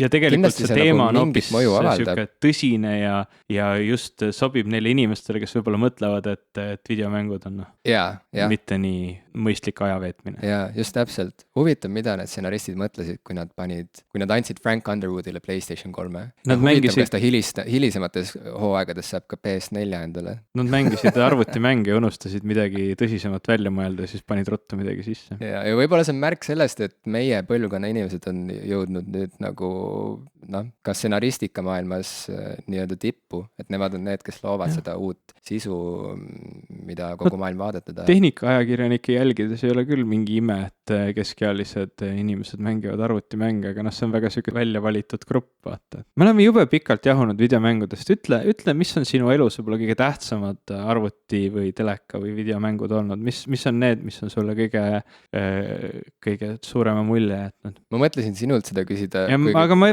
vastan ka, vasta sina esimesena. Ei, aga väga hea, et sa küsisid selle küsimuse ära, sest see on hästi raske küsimus. Ma mõtlesin seda sinult küsida isegi niimoodi, et mis oleks see üks ja ainus mäng, et vaata, kui me kõige esimeses osas me rääkisime sellest, et nagu millise bändi muusika sa saadaksid kohvriga kosmosesse, kui planeet Maa lastakse õhku ja sul on võimalus nagu päästa üks kultuuriline artefakt mingisuguse heliteose näol või mingi bändi näol, et mis bänd see oleks, ma ütlesin, et mina saadaksin Radioheadi loomingu kohvriga kosmosesse. Mina vist tahtsin Zappat saada. Ja sina saadad Zappa. Nüüd, kui me mõtleme jälle, et saadame kohvri kosmosesse, seal sees on üks videomäng või arvutimäng, mida sa tahad, et mis jääks nagu alles sellest tsivilisatsioonist või sellest elust siin maa peal, mis see oleks? See on muidugi jälle võimatu küsimus, see on võimatu küsimus. Nii palju erinevaid vastuseid. Aga ma arvan, et mu vastus on super nagu lihtsakoeline tegelikult ja etteaimatav, aga ma paneksingi sinna kohvri sisse Nintendo NES konsooli kõige esimese Super Mario mänguga. See on nii ikooniline asi. Sa mõtled see Super Mario Brothers, kus sa mängid, eks ole, nüüd liigud ringi mööda platvorm. Ühesõnaga, sa ei mõtle see, kus Donkey Kong loobib sind nende... Ei, mis Donkey Kong? Ei, ma mõtlen seda Super Mario Bros, vaata, kus kohe, see kõige ikoonilisem see, kus sa vajutad start ja siis hakkad hüppama vastu neid telliskivi blokke ja hüppad seente peale ja sööd seeni. Ühesõnaga, ma saadaksin selle, sest minu jaoks, see on olnud nagu ka mu elus nagu siuke nagu märgiline moment, kui mu klassivend sai selle NES-i endale sünnipäevaks ja me kõik nii hullult kadestasime teda lihtsalt, see oli nagu uskumatu, see oli midagi sarnast nagu, et kui sa vaatad MTV-st neid reality show'sid, kus on multimiljonärid lapsed peavad sünnipäevasid, mingi My Sweet 16 on ju, et siis nagu kingitakse mingile 16-aastasele nagu mingi kõige retsim, mingisugune kuradi Lexuse maastur, vaata, ja siis ta natuke kirtsutab nina, et see on valet värvi, vaata. Või Rolls-Royce. Kes see 16? Mis iganes, aga et nagu meie mõistes see oli midagi sarnast, on ju, et täitsa lõpp nagu, et sa said selle kõige kõvema asja ja ta ise teadis, kui kõva kink see on, ja siis ta nagu koolis hakkas põhimõtteliselt nagu mingi Eesti otsib superstaari nagu konkurss, et kes võib tulla ta sünnipäevale, vaata. Ja siis pidi mingi kadalippe seal läbima ja siis mina näiteks soostusin laskma kõik oma paugukad õhku kooli õue peal nagu korraga. Kui sa saad minna. Ja ta ütleski nagu, kui sa tahad tulla mu sünnipäevale ja kui sa tahad nagu... Palju sul paugukaid oli, mis seal kaasas? Mul oli nagu seljakotis oli värske laadung paugukaid. Miks oli lõhkaineid koolis kaasas? Come on, kellel ei olnud sel ajal?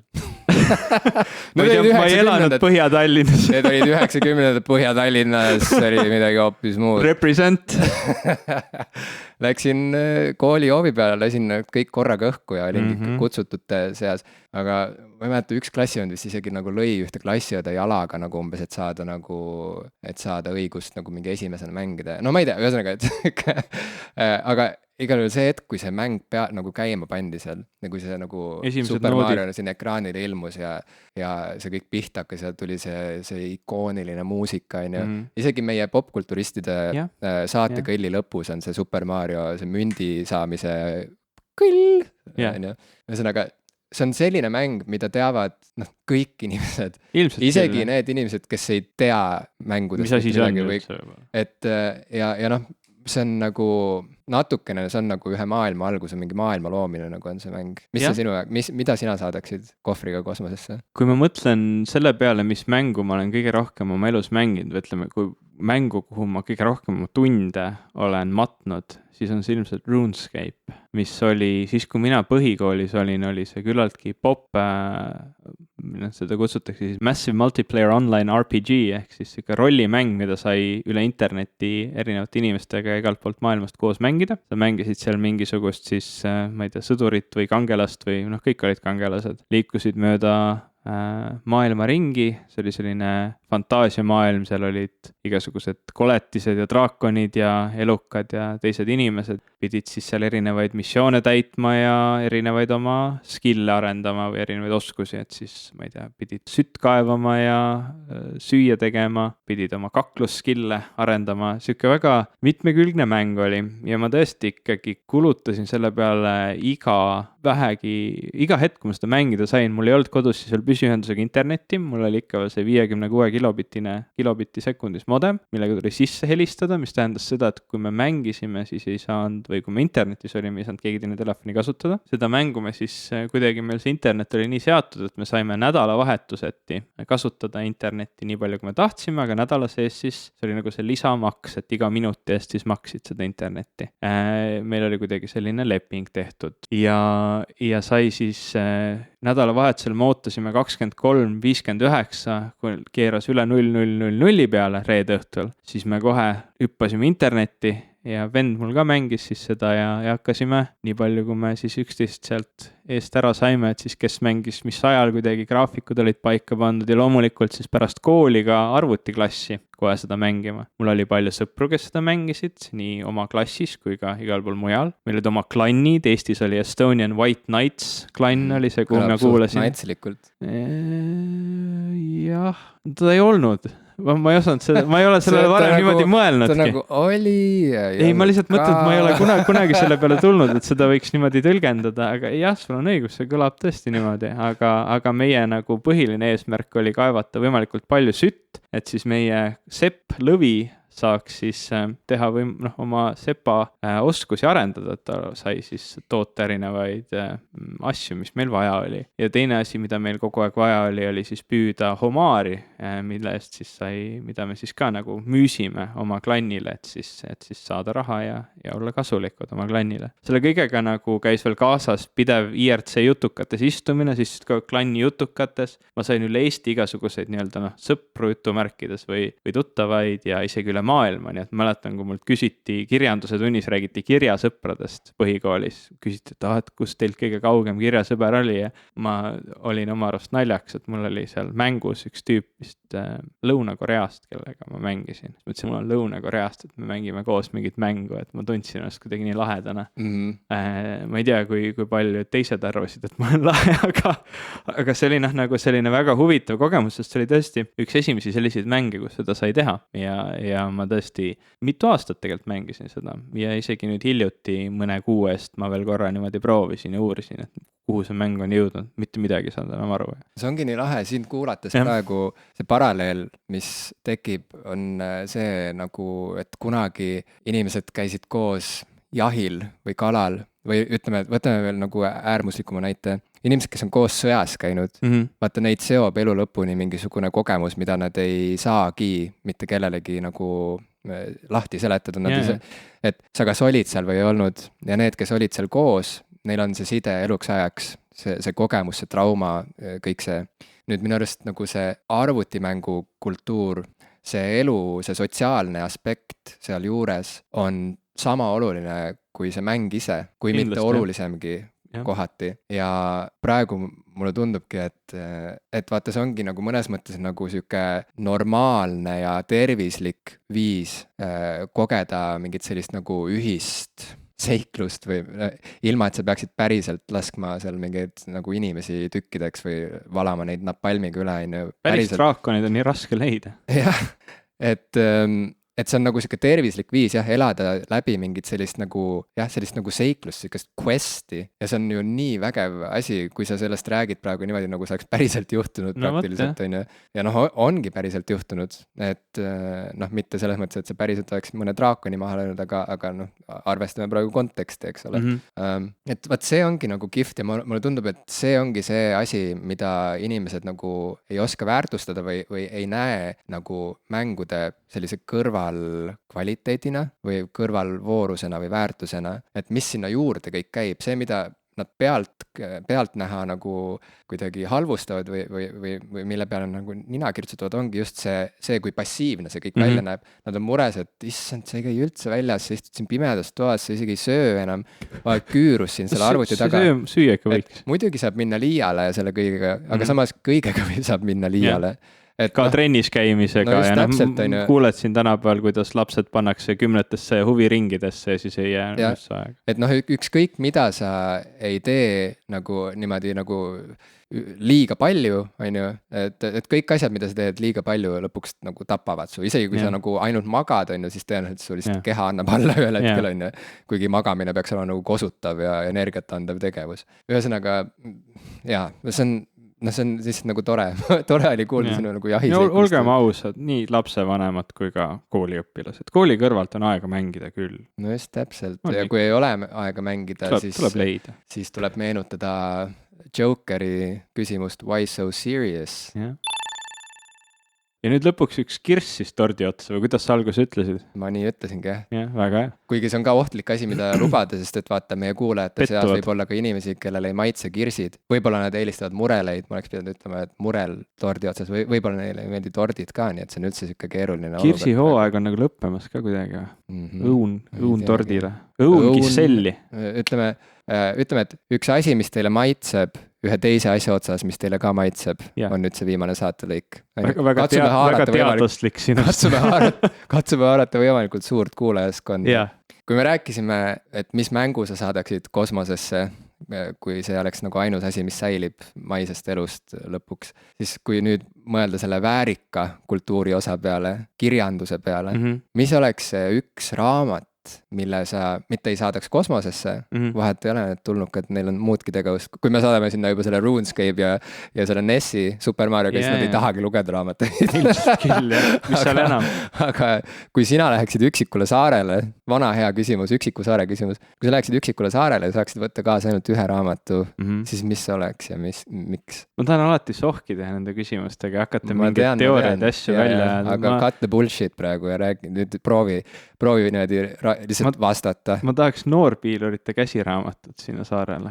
Oota, kas on see koomiksi raamat, kus oli hups, tups ja lups? Ja, seal on kõik vastused igale küsimusele, mis vähegi olemas on. See on nii tore vastus. Jah, aga tegelikult, kui ma nüüd tõsiselt räägin. Ei, juba vastatud ja ongi kõik, enam ei saa midagi võtta. Ei, okei, no mida sa tahad? See on nagu selline küsimus, et ma ei kujuta ette, milleks mul seda raamatut seal vaja on, sest ma mõtlen, et kas ma peaks midagi väga paksu võtma, et nagu oleks võimalikult pikalt lugeda. Või ma peaks võimalikult midagi kasulikku võtma, et mis mind nii-öelda hädast välja aitaks. Või ma peaks võtma midagi, mida ma olen alati tahtnud lugeda, aga mis on nii raske lugeda, et ma pole siiamaani seda nagu... Probleem on selles küsimuse... See küsimus kuidagi lubab liiga palju. Jah, see küsimus lubab palju. Et ta nagu lubabki sihukest nagu keerutamist ka, et oota, aga mis mind seal ees ootab ja nagu, mis ilm seal on, sa hakkad nagu rääkima mingist nagu muust asjast. Aga tegelikult sa ju saad aru, mida selle küsimusega mõeldakse, see ongi sihuke, et tulista otse, see on jälle sihuke võimatu küsimus, on ju. Aga see tegelikult, kui ma seda küsin, ma tahangi kuulda seda, et mis on su esimene reaktsioon, nagu mis on see esimene asi, mis sulle pähe tuleb, et seda ongi huvitav nagu jälgida või analüüsida, et miks just see. ma tahan midagi, mis mind inspireeriks sellel hetkel, sellepärast, et ma tunnen, et ilmselt ei, aga sa pead mainima mingit konkreetset raamatut. ma ütlengi selle raamatu see lõpp ära, aga ma jõuan selle. Okei. Ma tahan midagi, mis mind inspireeriks, mis mind selles nii-öelda raskes olukorras mitte otseselt nagu ei aitaks, et ta õpetab mulle nüüd lõket tegema, vaid et ta õpetab mind seda konteksti, milles ma olen, vaatama kuidagi teise huvitava pilguga. Ja ma arvan, et selleks raamatuks on Todo laul, mis on David Quammani raamat ja see on tõsiselt hea raamat, mis räägib saare biogeograafiast ehk siis sellest, et kuidas loomad on paiknenud üldse erinevates geograafilistes punktides ja miks saared just niivõrd huvitavad on, et seal on erinevad sellised huvitavad evolutsioonilised protsessid nii või naa läbi käinud ja seal on väga huvitav lugu ka Darwini retkedest ja veel huvitavam lugu Alfred Russel Wallace'i retkedest, kes on siis kaks kõige võib-olla tuntumat loodusteadlast, kes mõlemad on siis evolutsiooniteooria just selle loodusliku valiku osa autorid. Ehk siis Darwin tuli selle peale küll varem, aga ta ei olnud seda publitseerinud. Ta töötas aastaid seda teooriat välja, otsis rohkem tõendeid, kinnitas oma arvamusi ja Alfred Russel Wallace, kes siis oma nii-öelda siis džunglis oma tööd tehes, siis selle teooria otsa tuli, et nad publitseerisid selle siis lõpuks koos. See on hästi huvitav ja pikk lugu, millele ma praegu ei hakka palju aega kulutama, aga see raamat... Sa saad seda jutustada inimestele, kui nad tulevad sinuga jalutama. Jah, aga see raamat on just selline, et ta nagu inspireeriks mind seal saarel mõtlema sellele loodusele, mis mu ümber on. See paneks mind mõtlema nendele vanadele uurijatele, kes mitusada aastat tagasi pidid rändama läbi täiesti võimatute džungli tingimuste olukorras, kus neil ei olnud sellist ravivõimalusi ja asju nagu tänapäeval on ja nad ikka jäid ellu läbi, ma ei tea, mitmete laevaõnnetuste ja mitmete tõsiste troopikahaiguste ja ma ei tea, kohalike, kes armastasid välismaalasi maha lüüa ja mis iganes, et see nagu, ma arvan, et see raamat, kuigi oleks võinud siis võtta võib-olla Alfred Russel Wallace'i enda kirjutatud Malai saarestiku raamatu või siis Darwini mõne mitme teose seast, aga ma arvan, et see võtab nagu kõik selle asja kokku. Aga tead, mis on kummaline? Mulle tundub, et sa praegu, vaata, sinu esimene impulss oli öelda, et ma võtaksin kaasa selle Hupsi, Tupsi ja Lupsi raamatu, aga siis sa taipasid, et sa oled ikkagi täiskasvanud ja haritud ja väärikas inimene ja siis sa... Ma tahtsin lihtsalt rääkida sellest raamatust. Siukse nagu, mis ma siis ütlen, nagu sofistikeerituma nagu vastuse. Aga tegelikult, ma ei ole Todo laulu lugenud, aga mulle tundub, et olemuslikult tegelikult see on üks ja sama vastus, sest et tegelikult see, mis oli leiutajate käsiraamat või? Hups, Tups ja Lups, mis seal Noorpiilurite käsiraamat. Noorpiilurite käsiraamat. Tegelikult, mis see oma olemuselt ju oli, see oligi selline tark raamat lastele sellest, mismoodi maailm üldse toimib ja kuidas selles ellu jääda. Ühesõnaga siuke nagu uudishimulike ja nagu seiklusjanuliste ja selliste laste raamat, kes armastavad avastada maailma, kuidas asjad töötavad, kuidas loodus toimib ja kuidas seal nagu ise sekkuda ja kuidas seda kõike nagu manipuleerida. See Todo laul mulle tundub, et ongi selline nagu täiskasvanulikum versioon põhimõtteliselt samast asjast, et see raamat räägib sellest, et mis seaduspärad on looduses, miks mingid asjad on nii nagu on ja kuidas need liigid omavahel siis nagu suhestuvad, suhtlevad. Ühesõnaga, see on samamoodi asi, mis uurib seda, kuidas maailm toimib, kuidas loodus toimib. Jah, on küll nii. Nii et tegelikult su vastus oligi üks vastus, nagu kuigi see tundub nagu kaks erinevat vastust. Väga intelligentne sinust. Aitäh sulle. Aga minu valik üksikule saarele kaasavõtmiseks, ma ei teadnud, mis see olla võiks, aga mul hiljuti käis sõber külas, ta seisis mu raamaturiiuli ees, vaatas, et mul on seal igasuguseid raamatuid ja siis küsis mult selle küsimuse. Ammu ei olnud keegi mult midagi sellist küsinud, see on tavaliselt siuke klassiõhtu küsimus. Kooli teema.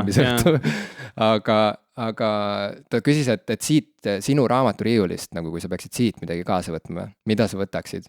Ja ma täitsa üllatusin, kui ma vastasin talle, et ma võtaksin kaasa Douglas Adamsi kogutud teosed.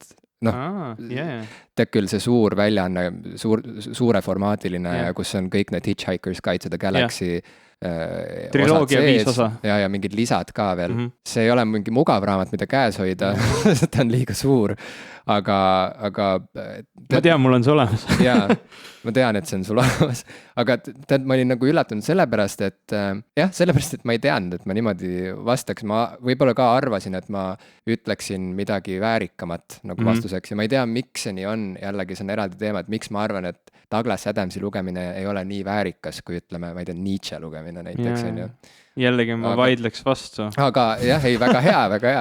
Aga kui ma nagu mõtlesin selle peale, et miks ma nii vastasin, sest et nii nagu Super Mario ei ole mu lemmikmäng maailmas tegelikult, nii ei ole ka Douglas Adams mu kirjanik maailmas või need raamatud, aga midagi nagu nende olemuses, nii nagu Super Mario on nagu minu jaoks nagu olemuslikult kuidagi mõnes mõttes nagu videomängu kultuuri nagu siuke alguspunkt või mõnes mõttes see on see, kus nagu käis see suur pauk ära, enne seda oli siuke suur nagu ainete kogunemine või midagi sellist.